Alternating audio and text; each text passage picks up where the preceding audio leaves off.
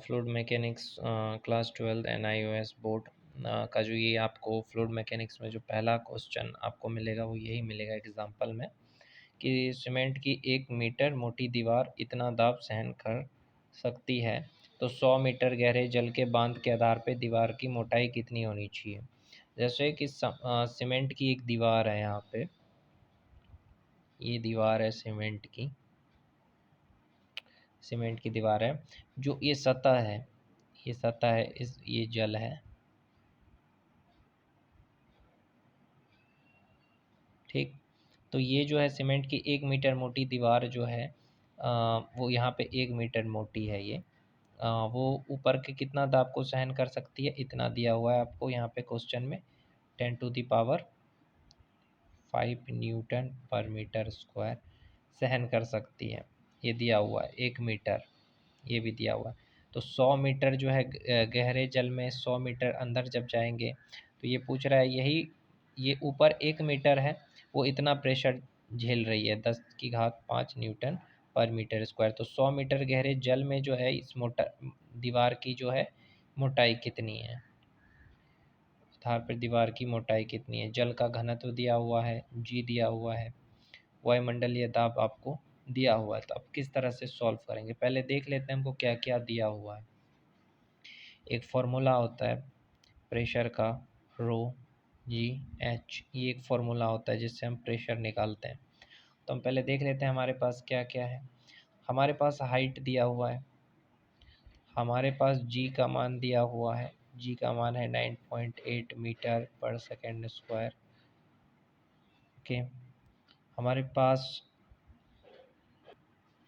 हमारे पास डेंसिटी दिया हुआ है डी, यानी डेंसिटी यानी घनत्व। हमारे पास घनत्व कितना है, 10⁻³ मीटर है। घनत्व भी दिया हुआ है, इसको डी से दर्शाते हैं। तो T1, दूसरा टी निकालना है। तो ये सब कुछ हमारे पास दिया हुआ। एटॉमिक ATM जो है वो भी दिया हुआ है। वायुमंडलीय दाब को कहते हैं प्रेशर, P यहाँ ATM लिखते हैं, एटॉमिक प्रेशर, वो भी आपको दिया हुआ है यहाँ पे 1.01×5 न्यूटन पर मीटर। ये सब कुछ हमें दिया हुआ है। अब हमको पहले प्रेशर निकाल लेना है। तो पहला जो है एटॉमिक प्रेशर जो निकालेंगे, ये कितना दिया हुआ है प्रेशर का, 10⁵5 9.8 इंटू हाइट कितना है 100। इसको पूरे को सॉल्व करोगे, यहाँ पे कुछ मिस्टेक हो गया, तो यहाँ पे रो की जगह पे ये लिखना चाहिए था मुझे, 10 की, ये हो गया 10⁻³ 9.8 इंटू हाइट 100। तो अब इसको सॉल्व करेंगे तो आपका हो गया 10⁵5 न्यूटन पर मीटर स्क्वायर। यहाँ से मैंने प्रेशर निकाल लिया इस फॉर्मूला से, डेंसिटी GH इससे निकल के आपका ये प्रेशर। अब कुल दाब निकालना है ना हमको, कुल दाब कितना है। अभी तो हमने एक प्रेशर निकाला, कुल दाब निकालना होगा, तो हम P0